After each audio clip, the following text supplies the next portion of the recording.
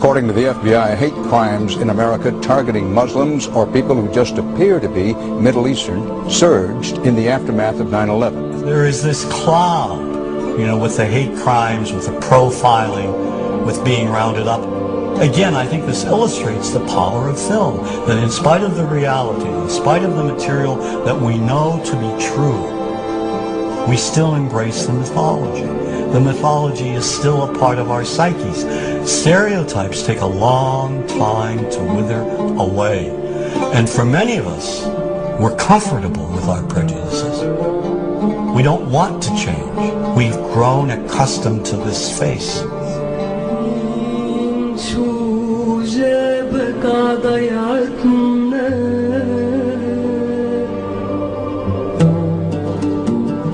When we think of Arabs, what do we see? What images come to mind? Do we see actual people?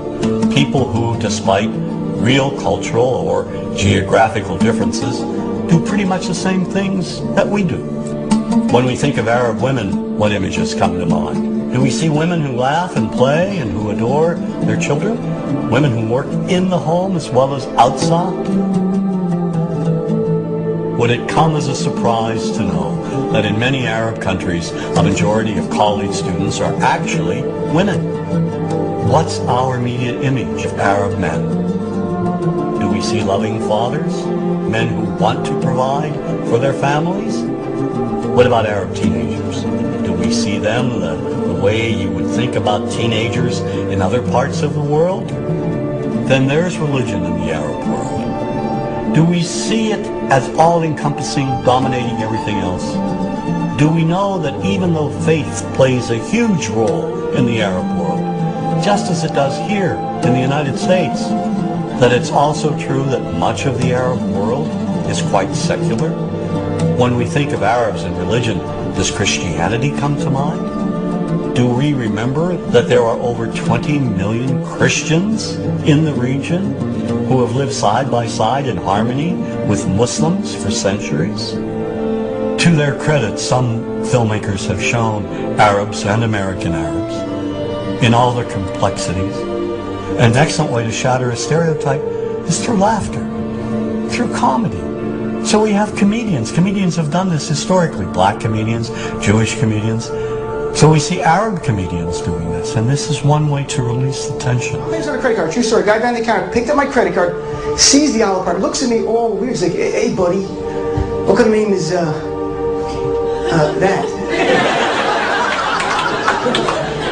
I'm like, well sir, it's an Arabic name. He goes, what does this mean? So I'm like, well translate it to English. It means peaceful, friendly Arab. But he's not happy. He goes, yeah, what Arab country is your family from? So I showed him the most peaceful, popular one that he would like. So I'm like, we're from the same Arab country that Aladdin is from. To his credit, Michael Moore in Fahrenheit 9/11 in the DVD includes a scene with this comedy coming out. My name really is Ahmed, and I can't fly anywhere.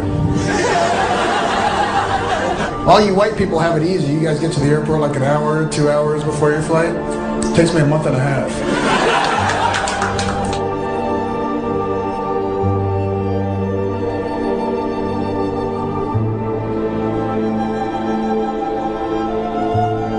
Nous vivons dans un monde qu'on peut critiquer, qui est le monde de la dérision. Vous le savez bien, et dans les médias, je dirais, le monde de la dérision, on se moque de tout. Le fait que ça se fasse me satisfait. Parce que ça veut dire que nous avons, qu'on est libre, peu à peu... Il faut qu'on soit beaucoup plus sage que ça, qu'on rentre pas dans ces provocations. Et c'est pour ça que... C'est l'autocensure, ça, Jamel. Tu comprends ce que je veux dire? Si on commence à pas faire de dessin pour pas choquer les musulmans... Non, si on fait... Pour moi, c'est de l'autocensure. C'est la fin de la liberté d'expression. Pour moi, la liberté d'expression, la liberté d'expression et le respect font partie, sont mariés ensemble. Moi, je suis pour la liberté d'expression. Mais si je vais blesser une personne, pourquoi blesser la personne? Non, mais si moi j'ai envie de faire une caricature sur Mahomet ou sur un rabbin ou sur Jésus-Christ, il faut que j'ai le droit de le faire. Tu comprends? C'est ça la France. Quand tu sais que tu vas blesser 10 millions de personnes, pourquoi tu vas les blesser? Pourquoi? C'est la liberté, c'est ça. C'est la liberté de...